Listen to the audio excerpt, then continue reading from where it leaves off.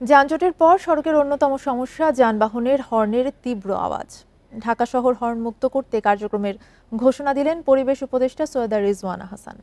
October নভেম্বরে রাজধানীর প্রধান প্রধান সড়কে এবং ডিসেম্বর জানুয়ারি থেকে ঢাকা জুড়েই চলবে এই আয়োজন। এ বিষয়ে আলোচনা করতে রাজধানীর মোহাম্মদপুর থেকে যুক্ত হচ্ছেন পরিবেশ বাঁচাও আন্দোলনের কোষাধ্যক্ষ আমিনুল ইসলাম সুজন। আপনাকে স্বাগত ইন্ডিপেন্ডেন্ট সংবাদে। প্রথম প্রশ্ন আপনার কাছে, সেটা হচ্ছে ঢাকায় শব্দ দূষণের মাত্রা কেমন? ধন্যবাদ। ঢাকায় আসলে শব্দ দূষণের অবস্থা খুবই ভয়াবহ। এটি আসলে আমাদের শব্দ দূষণ নিয়ন্ত্রণ বিধিমালা 2006 অনুযায়ী ঢাকার যেসব এলাকা আছে সেই সকল এলাকায় মাত্রাভেদী নীরব এলাকায় 50, আবাসিক এলাকায় 55, মিশ্র এলাকায় 60 এবং বাণিজ্যিক এলাকায় 70 ডেসিবেল থাকার কথা।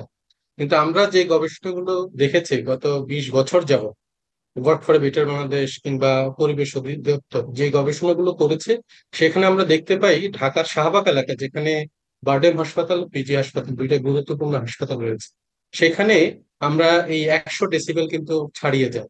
আমরা যদি ফার্মগেট এলাকা দেখি, সেখানে কিন্তু 100 ডেসিবেল ছাড়িয়ে যায়। ফার্মগেটের কাছাকাছি অনেকগুলো শিক্ষা প্রতিষ্ঠান আছে, হাসপাতালও আছে। আমরা যদি মহাখালী এলাকা ধরি, মহাখালী থেকে যে রাস্তাটা বিমানবন্দরের দিকে গেছে, সেইখানে কিন্তু এই শব্দের যে অবস্থা, শব্দের যে ডেসিবেলের অবস্থা, সেটাও কিন্তু আমাদের 100 ডেসিবেল যেটা আছে সেটি মানে কোনোভাবেই তো শব্দ দূষণ নিয়ন্ত্রণ বিধিমালা অনুযায়ী কেউ মানে না, কিন্তু এইটা 100 ডেসিবেল ছাড়িয়ে যায়। এবং এর ফলে আসলে পরিবেশগত যে সমস্যা, শব্দ দূষণের যে মারাত্মক সমস্যা, সেটা কিন্তু ক্রমান্বয়ে বাড়ছে। ক্ষেত্রে যদি আপনাকে একটু প্রশ্ন করতে চাই, যেমনটা আপনি বলছিলেন যে বিভিন্ন এলাকা বিভক্ত করে দেওয়া হয়েছে এবং কোন এলাকায় আসলে কত ডেসিবেল পর্যন্ত হর্ন বাজানো যাবে সেটাও নির্দিষ্ট করা আছে। তারপরেও আসলে হর্নের কারণে শব্দ দূষণের মাত্রা যেটা যেমনটা বলছিলেন আপনি ভয়াবহ। এদেশের চালকরা কি তাহলে অপ্রয়োজনীয় হর্ন বাজান? এইটা আসলে আমরা যেটা দেখেছি, গবেষণায় যেটা দেখেছি, আসলে অনেক সময় আমাদের চালকদের হাত থাকে স্টিয়ারিং, এই স্টিয়ারিং এর মাঝখানে কিন্তু হর্নটা থাকে সাধারণত। এবং যেহেতু হাতটা স্টিয়ারিং এ থাকে, তারা অনেক সময় অভ্যাসগত ভাবে, যেটা আমাদের মাননীয় উপদেষ্টা বললেন, যে অভ্যাসগত ভাবে হাত স্টিয়ারিং এ থাকার কারণে তারা দেখা গেল যে সামনে কোনো কিছু নাই তাও হর্ন বাজাচ্ছে, সিগন্যালে বসে আছে তাও হর্ন বাজাচ্ছে।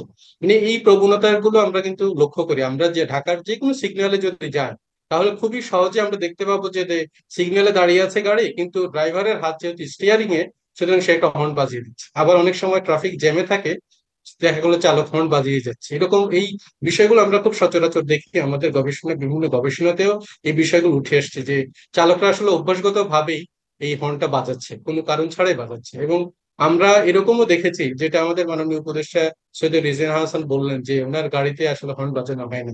আমি যে প্রতিষ্ঠানে আগে কাজ করেছি, ওয়ার্ক করে বেটার বাংলাদেশ, আমাদের সেখানে যে গাড়িগুলো ছিল, সেই গাড়ির কোনো চালক কিন্তু হর্ন বাজাতো না। সুতরাং ঢাকা শহরে হর্ন না বাজিয়ে ইচ্ছে করলে গাড়ি চালানো সম্ভব, শুধুমাত্র একটু সতর্ক থাকলেই। আমার মনে হয় এটা খুবই পসিবল। ক্ষেত্রে কি কঠিনভাবে আইন প্রয়োগ করে হর্ন বাজানো বন্ধ করা যাবে বা সম্ভব? এইটা আসলে অবশ্যই আইন বাস্তবায়ন করা দরকার, কঠিন ভাবেই করা দরকার। এবং এইটা শব্দ দূষণ নিয়ন্ত্রণ বিধিমালা 2006 সালে হয়েছে। আমি সেই সময়কালে এই শব্দ দূষণ নিয়ন্ত্রণ বিধিমালা হওয়ার আগে গবেষণা করেছি, হওয়ার পরেও গবেষণা করেছি।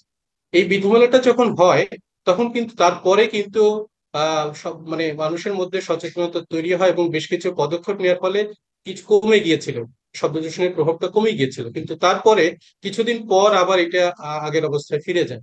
মূলত আমাদের যে বাস্তবায়নকারী সংস্থা আছে, পরিবেশ অধিদপ্তর, আসলে এটা বিধিমালা এবং আইন অনুযায়ী মূল স্টেক হোল্ডার। তো পরিবেশ অধিদপ্তরের অন্য অনেক ব্যস্ততার মধ্যে এইটা নিয়ে তাদের খুব বেশি ইনিশিয়েটিভ আর থাকে না। আর এখানে আরেকটা গুরুত্বপূর্ণ বিষয় হচ্ছে, এখানে বেশ কয়েকটি স্টেক হোল্ডারের ইনভলভমেন্ট আছে। যেমন ঢাকা মেট্রোপলিটন পুলিশ শহরের ক্ষেত্রে যদি আমরা বলি, মেট্রোপলিটন পুলিশের একটা বড় রোল আছে, বিআরটি এর একটা বড় রোল আছে। কারণ যানবাহন এবং চালকদেরকে নিয়ন্ত্রণ করে আলটিমেটলি বিআরটি, বাংলাদেশ রোড কথা ট্রান্সপোর্ট যেহেতু আপনি অথরিটি। তুললেনই, সেক্ষেত্রে আপনাকে যদি একটু জিজ্ঞেস করি যে সড়ক হর্নমুক্ত করার দায়িত্ব কি আসলে বিআরটির নাকি ট্রাফিক পুলিশের? এইটা আসলে একটা সমন্বিত ব্যবস্থা আসলে এখানে দরকার, হলিস্টিক অ্যাপ্রোচ দরকার। এবং এইটা আইন অনুযায়ী পরিবেশ অধিদপ্তরের দায়িত্ব। এইটা হচ্ছে মূল বিষয়, যে আসলে আমরা এইটা বিআরটি এর আইন অনুযায়ী শব্দ দূষণ নিয়ন্ত্রণে সরাসরি দায় নাই। আর দায়টা আছে তারা যানবাহন এবং চালকদেরকে নিয়ন্ত্রণ করে। ডিএমপির এখানে এনফোর্সমেন্টে তাদের কিছু রোল আছে। এবং আমরা জানি যে ম্যাজিস্ট্রেসি যে পাওয়ার, এই ম্যাজিস্ট্রেসি পাওয়ার ডিএমপির আছে, তারপরে বিআরটি এর আছে, এবং আমাদের যে সিটি কর্পোরেশন গুলো আছে তাদেরও আছে। মানে এখানে ঢাকার ক্ষেত্রে যেহেতু আমাদের ঢাকা উত্তর সিটি কর্পোরেশন মূলত এই জায়গাটি 3 কিলোমিটার জায়গা বিমানবন্দর সড়কে নির্ধারণ করে দিয়েছে পরিবেশ আইন এবং পরিবেশ অধিদপ্তরের সঙ্গে কনসালটেশনের মাধ্যমে, এবং যেটি আজকে উদ্বোধন হলো। তো সুতরাং এখানে ডিএনসিসি, ডিএমপি, বিআরটিএ এবং পরিবেশ অধিদপ্তর এই 4টি সংস্থা যদি একটা চমৎকার সমন্বয় করতে পারে, তাহলে আমার মনে হয় যে শব্দ দূষণ নিয়ন্ত্রণ বিধিমালা যেটি আছে সেটি বাস্তবায়ন সম্ভব এবং ঢাকা শহরকে শব্দ দূষণ মুক্ত করা সম্ভব।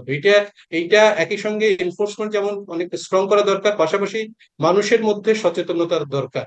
কারণ হচ্ছে যে শব্দ দূষণের কারণে কিন্তু নানা রকমের স্বাস্থ্য সমস্যা তৈরি হয়, এবং এই স্বাস্থ্য সমস্যার কারণে কিন্তু আমরা যদি দেখি বিশেষ করে শিশুরা খুবই ক্ষতিগ্রস্ত হয় আমাদের অনেক ঢাকা বেশি শহরে। ক্ষতিগ্রস্ত হচ্ছে। সেক্ষেত্রে আসলে সকলের সমন্বিত উদ্যোগ, সহায়তা এবং সচেতনতাই পারে এই শব্দ দূষণের মাত্রা কমাতে। আপনাকে অসংখ্য ধন্যবাদ আমাদের সাথে যুক্ত হওয়ার জন্য।